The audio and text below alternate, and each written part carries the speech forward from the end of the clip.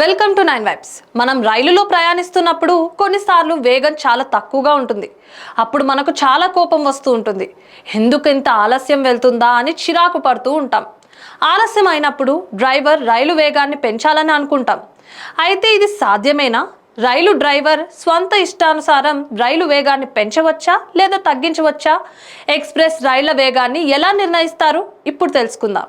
Indian railways chief engineer అని చెప్పుకునే Animesh Kumar Sinha social media platform కోరాలో దీనిని వివరంగా చెప్పారు.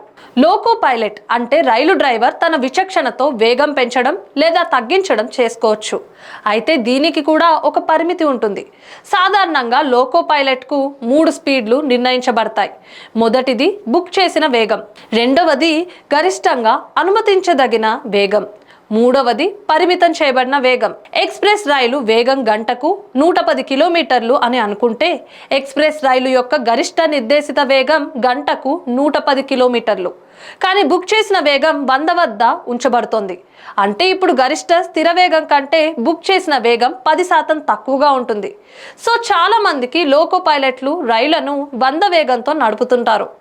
రైలు ఆలస్యం అయితే వారు తమ విచక్షణను ఉపయోగించి రైలును 110 వేగంతో తీసుకెళ్లొచ్చు.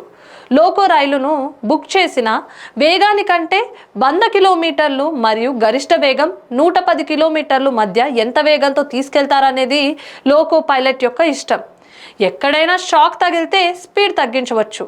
ఇక్కడ ట్రాక్ పైన పని ఉన్నప్పుడు, పాత వంతెన గుండా వెళ్తున్నప్పుడు, పెద్ద వంపులు ఉన్నప్పుడు లోకో పైలట్ రైళ్లను 100 వేగంతో నడపలేడు. అతను రైలును తక్కువ పరిమితం చేయబడిన వేగంతో మాత్రమే నడపాలి. ఇది 45 కిలోమీటర్ల వేగంతో ప్రయాణిస్తుంది. ఈ ప్రదేశాలను వేగ నియంత్రణ ప్రాంతాలు అంటారు. మెయిల్, ఎక్స్ప్రెస్, రాజధాని, శతాబ్ది రైలు డ్రైవర్లు కూడా ఈ విషయాన్ని పాటిస్తుంటారు.